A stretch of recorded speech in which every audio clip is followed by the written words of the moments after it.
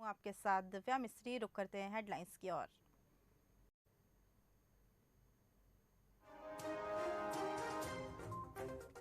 प्रधानमंत्री नरेंद्र मोदी का संबोधन, देश की हर माता बहनों को बधाई, आने वाली पीढ़ियां तक इस फैसले की होगी चर्चा।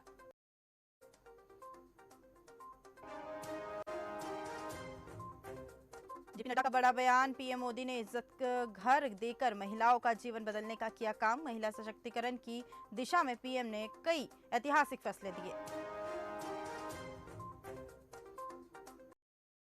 दिल्ली ग्रीन पटाखों के उत्पादक और बिक्री पर रोक, सुप्रीम कोर्ट ने उत्पादन और बिक्री पर लगाई रोक।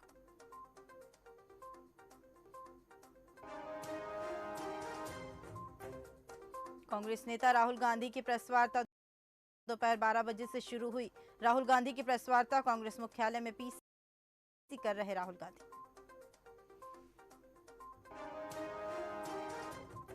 मैं आज देश की सभी महिलाओं को बहुत बहुत बधाई देता हूं। कल और परसों हमने एक नया इतिहास बनने दिया, पीएम मोदी का बड़ा बयान।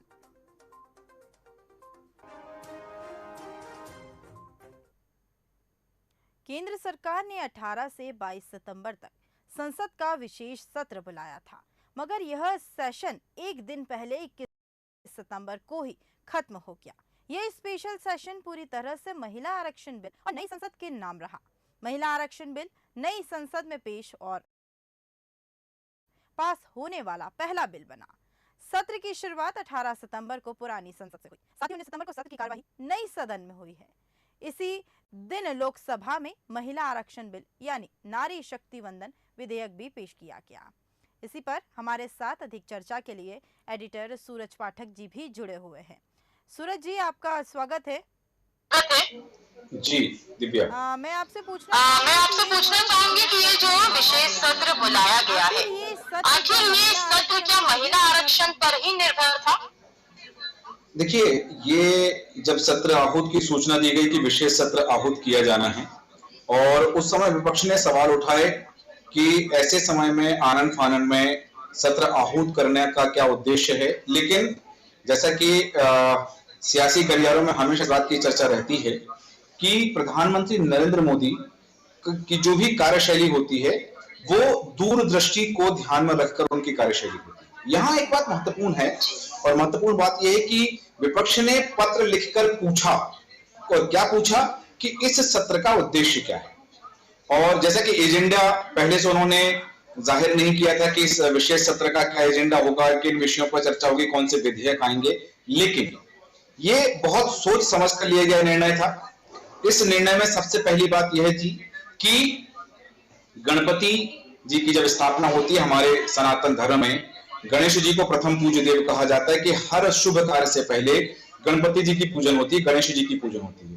गणेश चतुर्थी के अवसर पर उन्होंने नए सदन में प्रवेश किया, और जब इस विशेष सत्र का पहला दिन था, उस पहले दिन पुराने भवन को विदा किया, पुराने भवन से विदाई ली। और पुराने भवन से विदाई में उनकी जो भावनाएं थी, प्रधानमंत्री नरेंद्र मोदी ने अभी अपने अभिभाषण में जो कहा कि वो उनकी भावनाएं परिलक्षित हो रही थी। देश के पहले प्रधानमंत्री पंडित जवाहरलाल नेहरू से लेकर के अटल बिहारी वाजपेयी जी तक के कार्यकाल में, और पूर्व प्रधानमंत्री मनमोहन सिंह जी तक के कार्यकाल में जो विशेष निर्णय लिए गए, उसका उन्होंने जिक्र किया अपने भाषण में। और उन्होंने कहा कि यह जो स्थिति है, इस स्थिति को लेकर के उन्होंने विदाई दी, और इस विदाई के बाद उन्होंने स्पष्ट किया कि हम इस भवन को विदा कर रहे हैं और नए भवन में जा रहे हैं। गणेश चतुर्थी के दिन श्री गणेश हुआ, नए भवन का श्री गणेश किया, और वहां पर जो पहला विधेयक रखा गया, जो पहला विषय रखा गया, वह विषय था महिला आरक्षण का। और महिला आरक्षण के विषय पर चर्चा हुई। महिला आरक्षण के विषय पर चर्चा करते हुए वह विधेयक पारित हुआ। अच्छी बात यह रही कि नए भवन में यह ऐसा विधेयक था जिस विधेयक पर विपक्ष की सहमति भी रही है। विपक्ष ने आपत्तियां जरूर उठाई, विपक्ष ने अपनी कुछ मांगें जरूर रखी हैं, कुछ चीजें इस विधेयक में जोड़ने की बात कही है, लेकिन विपक्ष की सहमति रही। राहुल गांधी ने कहा कि मैं इस बिल का समर्थन करता हूं, इस विधेयक का समर्थन करता हूं। मतलब कि जहां सदन में हमेशा द्वंद्व देखने मिलता है, जहां हमेशा विपक्ष सरकार की नीतियों के विरोध में खड़े होते हैं, जहां विपक्ष हमेशा इस बात के लिए तैयार रहता है कि सरकार द्वारा, सत्ता पक्ष द्वारा जो भी कहा जाए उसका विरोध किया जाए, हो हल्ला किया जाए, शोर शराबा किया जाए। ये सदन में इस नए भवन के पहले सत्र में देखने नहीं मिला। ये अच्छी बात रही है। एक विशुद्ध चर्चा हुई, एक विशेष चर्चा हुई, और इस चर्चा में जो बात हमें देखने मिली वो यह रही कि एक स्वस्थ विषय पर स्वस्थ चर्चा होने के बाद में यह विधेयक पारित हो। जैसा कि आपका सवाल है कि क्या केवल इस विधेयक के लिए सत्र आहूत किया गया था, ये विधेयक ही उसमें आना था। लेकिन यहां एक बड़ा सवाल कि समय क्या, गणपति जी की स्थापना का समय कौन सा, जब शुभ मुहूर्त में नए भवन में प्रवेश करने का समय कौन सा, और नए भवन में सबसे पहला विधेयक नारी शक्ति का शक्ति बंधन अधिनियम, नारी शक्ति बंधन अधिनियम को लेकर के नए सदन में चर्चा, नए भवन में चर्चा। ये देश के लिए एक ऐतिहासिक पल रहा है, देश की महिलाओं के लिए एक ऐतिहासिक पल रहा है। तो स्वाभाविक बात है कि ये सदन के लिए बहुत है, और नए भवन के नए सत्र की नई शुरुआत बहुत अच्छी है। निश्चित तौर पर बिल तो आ ही चुका है, निश्चित तौर पर बिल तो आ ही चुका है। राष्ट्रपति के साइन के बाद से बिल पर भी असर देखने को मिलेगा। अब इस पर ये बात आती है कि आखिर 2024 में जो चुनाव होने वाले हैं उस पर किस तरह का ये बिल से असर देखने को मिलेगा। नहीं, देखिए, इस अधिनियम का पूरा असर 2024 के लोकसभा चुनाव में नहीं मिलेगा। कारण कि ये बिल बन तो गया है, अधिनियम बन गया है, कानून बन गया है, लेकिन ये लागू कब होगा?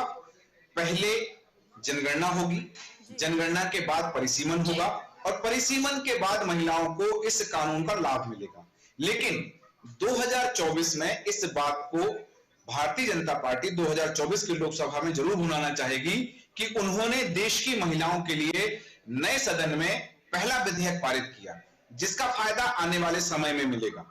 ये बात, इसका श्रेय लेने से भारतीय जनता पार्टी कभी नहीं चूकेगी। और स्वाभाविक बात है कि हर राजनीतिक दल जो भी कार्य करता है, जो योजनाएं बनाता है, जो सत्ताधारी दल होता है वो योजनाएं लॉन्च करता है। जरूरी नहीं कि भारतीय जनता पार्टी ही, दूसरे राजनीतिक दल भी, जिन राज्यों में दूसरे दलों की सरकार है, वह भी इसी बात को लेकर के योजनाएं लॉन्च करते हैं कि चाहे किसी वर्ग विशेष को लेकर हो, महिलाओं के लिए, मतदाताओं के लिए, कि उसका लाभ उन्हें मिले, उस योजनाओं के पीछे जो लाभार्थी हैं उनके वोट उनको मिले। तो स्वाभाविक बात है कि भारतीय जनता पार्टी की सरकार ने यह अधिनियम पारित किया है, तो 2024 के लोकसभा चुनाव में वो इस विधेयक का प्रचार करके कि भारतीय जनता पार्टी की सरकार ने, प्रधानमंत्री नरेंद्र मोदी की सरकार ने महिलाओं के हित में काम किया है, तो महिलाओं के ज्यादा से ज्यादा वोट उन्हें मिले, इसके लिए प्रयास जरूर किया जाएगा।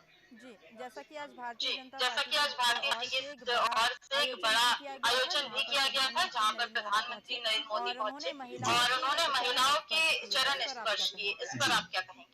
देखिए, चूंकि भारतीय जनता पार्टी को कहा जाता है कि ये इवेंट ऑर्गेनाइज करके कार्यक्रम करती है, योजना का लॉन्च करती है। सदन में विधेयक पारित हो गया, सदन में चर्चा हो गई, लेकिन भारतीय जनता पार्टी के मुख्यालय पे कार्यक्रम आयोजित किया गया। इस कार्यक्रम में प्रधानमंत्री नरेंद्र मोदी का स्वागत किया गया, भव्य स्वागत किया गया, और महिलाओं ने उनका आभार व्यक्त किया। महिलाओं ने आभार जताया कि प्रधानमंत्री नरेंद्र मोदी ने महिलाओं के लिए, महिलाओं के सशक्तिकरण के लिए एक अच्छी पहल की है, अच्छा कदम उठाया है, तो उनका धन्यवाद ज्ञापित किया, उनका आभार व्यक्त किया। इस अवसर पर प्रधानमंत्री नरेंद्र मोदी ने महिलाओं के चरण स्पर्श करके उन्हें इस बात का एहसास दिलाया कि जो लोकतांत्रिक व्यवस्था में, वैसे संवैधानिक व्यवस्था में हमारे देश में राष्ट्रपति सर्वोपरि है, लेकिन लोकतांत्रिक व्यवस्था में प्रधानमंत्री का पद सर्वोपरि माना जाता है।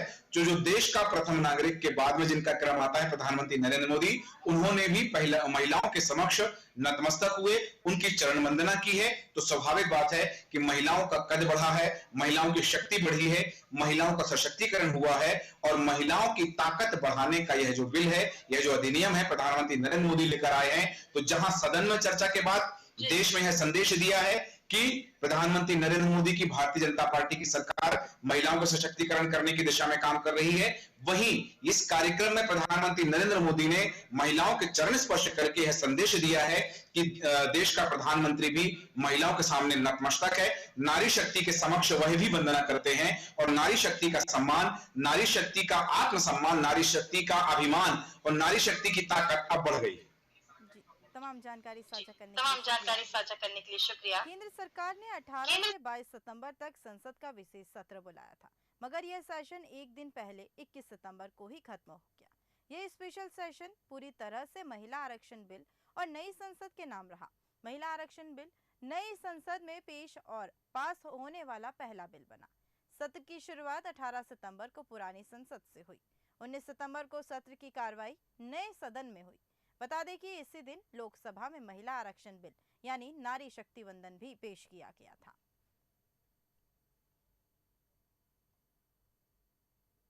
अगली खबर इंदौर से बता रहे हैं, जहां ट्रेन के महिला कंपार्टमेंट में भी मिले नवजात एमटीएच के एनसीयूआई में भर्ती कराया गया, जिसमें डॉक्टरों के मुताबिक वह पूरी तरह से स्वस्थ है। इधर पूरी पुलिस भी उसे छोड़ने वाले व्यक्ति को लेकर अलग अलग टीमें बनाकर जांच करने की भी बात कह रही है। महू रेलवे स्टेशन से बच्चे को ट्रेन में रखने की बात सामने आ रही है। पुलिस यह भी जांच कर रही है कि कहीं मामला बच्चे की तस्करी से तो नहीं जुड़ा है। अलग अलग टीमें बनाकर स्टेशन के बाहर लगे कैमरों की भी रिकॉर्डिंग निकाली जा रही है। रेलवे एसपी के मुताबिक इन्हें कुछ जानकारी भी मिली, जिसके आधार पर जांच आगे बढ़ाई जा रही है।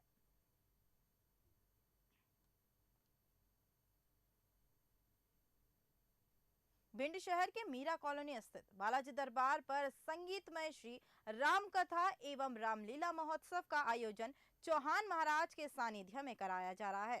कथा के 5वें दिन कथावाचक ने बताया कि रामचरितमानस पर जो सवाल उठाते हैं वह पहले रामचरितमानस का अध्ययन करें। उन्होंने धर्म को राजनीति से जोड़ने को लेकर भी गलत बताया। बालाजी दरबार भिंड में चल रही श्री राम कथा को सुनने के लिए सैकड़ों की संख्या में भक्त पहुंच रहे हैं।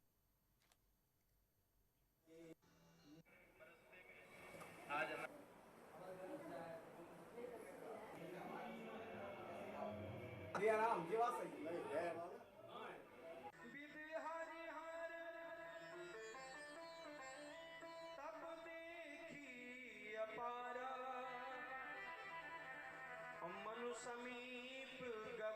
समस्त मीडिया के भाइयों का उत्साहवर्धन करें।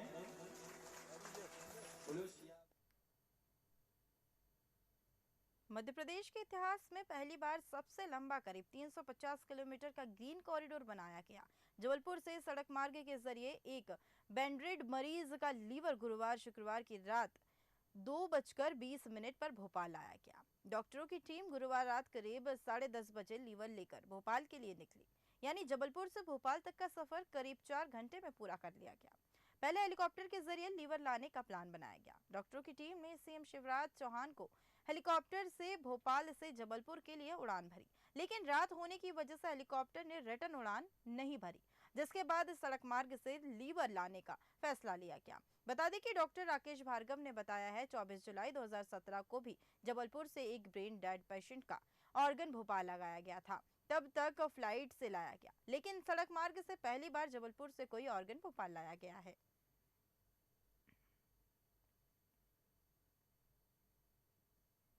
मध्य प्रदेश में तेज बारिश का दौर फिर से शुरू हो गया है। 4 बजे भोपाल में तेज बारिश हुई, इसके बाद से रुक रुक कर पानी गिर रहा है। नर्मदापुरम बैतूल में पानी गिरा। मौसम वैज्ञानिकों के मुताबिक 23 और 24 सितंबर को प्रदेश के ज्यादातर जिलों में तेज बारिश हो सकती है। सीनियर मौसम वैज्ञानिक वेद प्रकाश सिंह ने बताया है कि उत्तरी ओडिशा के आसपास लो प्रेशर एरिया एक्टिव हुआ था। वहीं साइक्लोजिक सर्कुलेशन भी झारखंड के दक्षिण पश्चिम क्षेत्र में एक्टिव है। यह उत्तर पश्चिमी दिशा की ओर जा रहा है। इससे नर्मदापुरम, भोपाल, जबलपुर समेत कई जिले में कहीं कहीं बारिश हुई। अगले 24 घंटे के दौरान सिस्टम कमजोर होगा, लेकिन नर्मदापुरम, हरदा, खंडवा, खरगोन, बड़वानी सहित अन्य जिलों में भी मध्यम से भारी बारिश हो सकती है। इनसे लगे जिलों में भी हल्की बारिश नजर आएगी।